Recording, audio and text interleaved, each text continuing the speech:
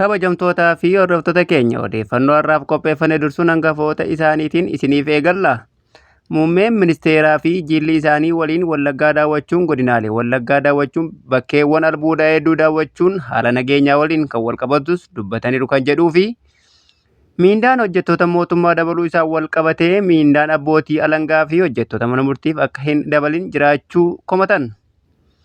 Buufata xiyyaaraa Gooree Mattuu dabalatee buufataaleen xiyyaaraa biyya keessaa 3 eebila dhufuu tajaajilanii kennu jedhameetu eegama. Waraanni bilisummaa Oromoo kutaalee garaa keessatti tarkaanfii fudhachaa jiraachuu waraanni bilisummaa Oromoo himuu kan jedhuu fi odeeffannoo keenya biyya alaatiin ammoo ministeerri dhimma alaa Raashiyaa Saargee Laavrov Ameerikaan Iraan irratti haleellaa raawwannaan wanti itti aanee dhufu hamaa waan ta'uuf tarkaanfii waraanaa fudhachuu dhiistee karaa Iraan kulaara kaayyoo nagaa fi itti fayyadamtu itti filattu yaaluu ta'uu qaba jechuun akeekkachiisa kan jedhu yoo ta'u, kanneen chaanala kanaaf haaraa taatan sabiskiraayib gochuu hin dagatinaa jecha oduun kunooti.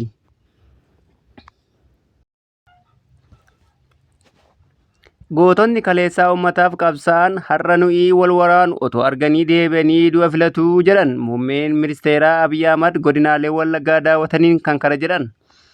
Guraandhala 2026 muummeen ministeeraa Abiy Ahmad guraandhala 18 bara 2026 ganamaa kaasuun godinaalee Wallaggaa daawwataa turan. Abiy kaleessa daawwannaa isaanii qelamirraa ka jalqaban yoo ta'u achiis Wallagga lixaa har'ammoo godinaalee Wallagga Baatii ce'uun Naqamtee fi gammoojjii dhidheessaa keessatti hojiiwwan misoomaa daawwataa turaniiru. Haa ta'u malee mootonni darbanii fi har'as jiran yeroo rakkoo fi muddamsuu malee Wallaggaa hin yaadatan. Abiy kaleessa hojii ijaarsa jallisii bishaan qeexoo Wallagga lixaatti argamu irratti haasawaa isaaniin bal'inaan waa'ee nagaa dubbatan. Godina Wallaggaa keessa gootonni hedduun mirgi sabaa akka kabajamuuf qabsaa'uu ibsanii Abdiisaa Aagaa, Abishee Garbaa, Oliiqaa Dingilfaa faayidaa sabaaf qabsaa'anii jedhani. Har'a garuu ilmaan obbolaa otoo walitti dhukaasanii yoo argan gootaawwan kun deebanii du'uu filatan jedhan. Misoomni naannoo akka fooyya'uuf nagaan barbaachisaadha ka jedhan. Abiy ammas namoonni naannoo nageenya naannichaa mirkaneessuun misoomni akka itti fufuuf gaafataniiru. Gama biraatiin daawwannaa ministeerri muummee fi qondaaltolli olaanoo mootummaa federaalaa fi naannoo Oromiyaa kaleessa godinaalee akka Qellem Wallaggaa, Wallagga lixaa fi Wallagga Bahaa daawwatan ilaalchisee waraanni bilisummaa Oromoo WBO'n ibsa baaseen qeeqeera. Daawwannaan muummee ministeeraa kun agarsiisa miidiyaaf qofa kan kaayeffatedha ka jedhe ibsi waraana bilisummaa Oromoo Abiy waan uummata Oromoof dhaabbatan of fakkeessuuf taate agarsiisaatii jechuun qeeqe.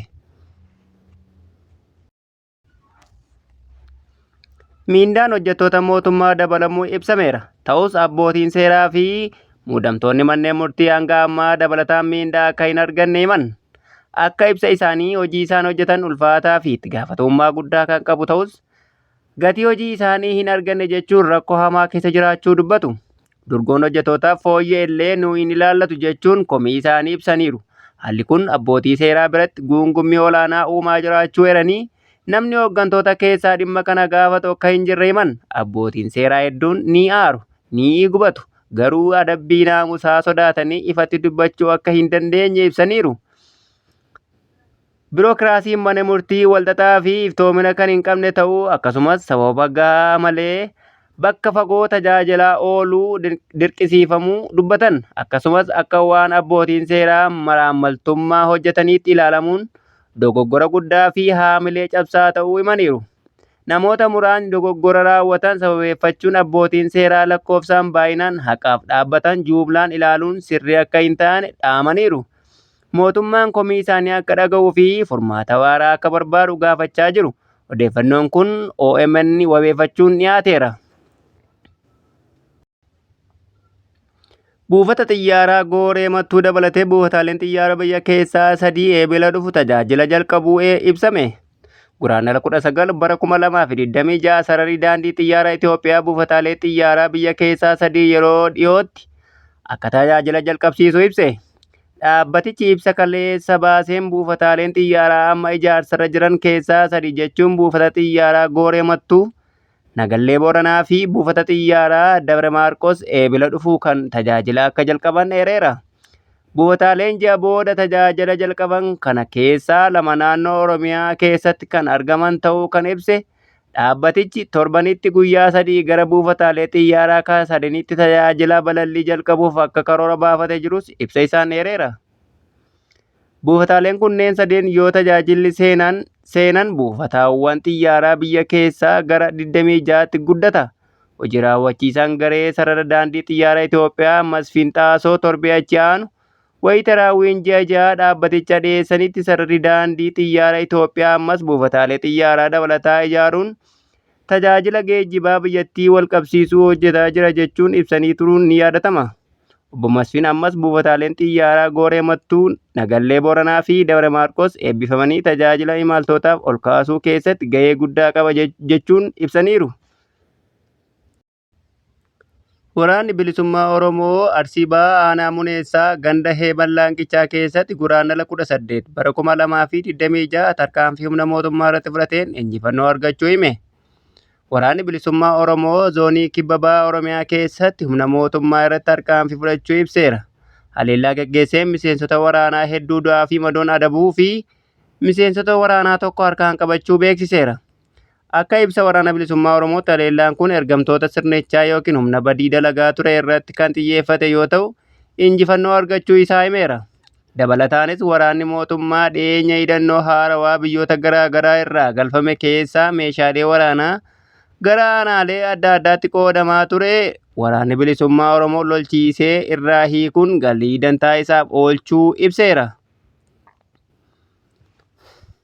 Haaluma wal fakkaatuun waraanni bilisummaa Oromoo WBO zoonii Kibba Bahaa Gujii Lixaa Ona Bulee Horaatti tarkaanfii humna mootummaa uummata hiriirsaa ture irratti fudhateen injifannoo argachuu ibseera. Lafa qubsuma waraana mootummaa kan bulchiinsa magaalaa Roophii Magadaatti argamu to'achuun meeshaalee fi qabeenya achitti argame irraa dhuunfachuun qabsoo isaaf oolchuu beeksiseera. Akkasumas zoonii Kibba Bahaa Arsii Bahaa Ona Muneessaatti tarkaanfii fudhateen humna mootummaa manaa fi qabeenya uummata nagaa abiddaan barbadeessaa ture irratti injifannoo guddaa argachuu himeera. Loojistikii waraanaa, dawaa fi meeshaalee yaalaa kaambii qubsama humna mootummaaf itti fayyadamaa ture hunda irraa dhuunfachuun qabsoo galiif godhachuu isaanii ibsameera. Gama meeshaatiin qawwee akamaa 7 fi meeshaalee waraanaa gosa garaa garaa argachuu akkasumas miseensota waraanaa muraasa madoo cimaa fi salphaan adabuu fi 3 jiraatti booji'uu ibsameera. Uummanni naannichaa miidhaa duraan irra gahaa ture irraa boqonnaa argachuu isaatiin gammachuu isaa ibsachaa jiraachuun gabaafameera. Tibba kana mootummaa fi kaabinoonni isaa waliin ta'uun dargaggoota dirqamaan gara waraanaatti guuraa jiraachuun odeeffannoon mul'isa. Miseensonni haaraa hedduun fedhii isaanii malee akka guuraman himamaa jira. Gabaasa kana keessa dhimma dargaggoo Kumaa Horaa jedhamu jiraataa godina Wallagga Lixaa Aanaa Mandii ta'e irratti raawwatame jedhamee himamu ilaalla. Maatii fi namoonni naannichaa akka jedhanitti dirqamaan qabamee gara waraanaatti akka deemu gaafatamee inni ammoo diduu isaatiin tarkaanfii hamaan irratti fudhatamee jira jechuun ibsamaa jira. Haaluma kanaan dargaggoo Kumaa Horaa sababa gara waraanaa deemuu diduuf waraana mootummaatiin reebicha ulfaataa irraan ga'uun dhuma irratti akka ajjeesan jiraattonni naannichaa himan. Ministeerri dhimma alaa Raashiyaa Saargee Livaariyoof Ameerikaan Iraan irratti haleellaa raawwannaan wanti itti aanee dhufu hamaa waan ta'eef tarkaanfii waraanaa fudhachuu dhiistee karaa Iraan niikulaara kaayyoo nagaaf itti fayyadamtu itti filattu yaaluu ta'uu qaba jechuun akeekkachiisan. Ameerikaan guyyoota itti aanan keessa tarkaanfii waraanaa fudhatti jedhamee yaaddoon yeroo dabalaa jiru kanatti Poolaand ammoo lammiileen ishee Iraan keessa jiran hatattamaan gadhiisanii akka ba'aniif karaa ministeera dhimma alaa ishee ajajjeetti. Ministeerri dhimma alaa kun kan jedhan mariin Iraanii fi Ameerikaan Siwiizerlaanditti taasisaniin booda gaaffii fi deebii TV Arabiyaa waliin taasisanidha. Haleellaan Iraan irratti raawwatamu bu'aa gaarii argamsiisu. Kanaan dura dhaabbilee niikulaaraa Iraan to'annoo eejensii atoomik addunyaa jala jiru irratti haleellaan raawwatameera. Akka hubannutti balaan niikulaaraa ni uumama sodaa jedhu qabna jedhan Livaaroof. Biyyoonni naannichaa keessa jiran galoo galaana Faarsii biyyoonni Arabaa deebii isaanii kennuun yaadaan ilaalchisuun itti dhiyeenyaan hordofaa jirraa jedhan. Haalli isaa abiddaan taphachuu akka ta'e waan beekaniif eenyullee muddamni kun gara walitti bu'iinsaatti akka ce'u hin barbaadu jedhan.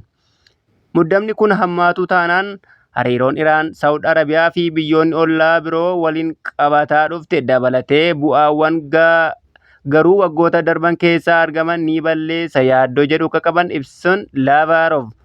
Kun osoo kanaan jiruu Poolaand lammiileen ishee Iraan keessa jiran hatattamaan akka sa'aatiiwwan muraasa keessatti gadhiisanii ba'an ajajuu ishee yaaddoo jiru cimseera.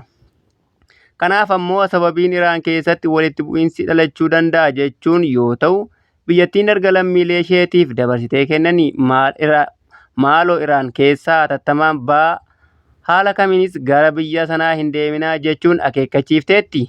Egaan kabajamtoota keenya odeeffannoo har'aaf qopheeffanne kanaa gammaa ture waan nu wajjin turtaniif galatoomaa jechaa qophiilee keenya laayik, sheerii fi saanduqa yaadaa keessa yaada keessan nuuf kaa'uu hin dagatinaa jechaa oduun biroon hanga walitti deebinutti nagaatti.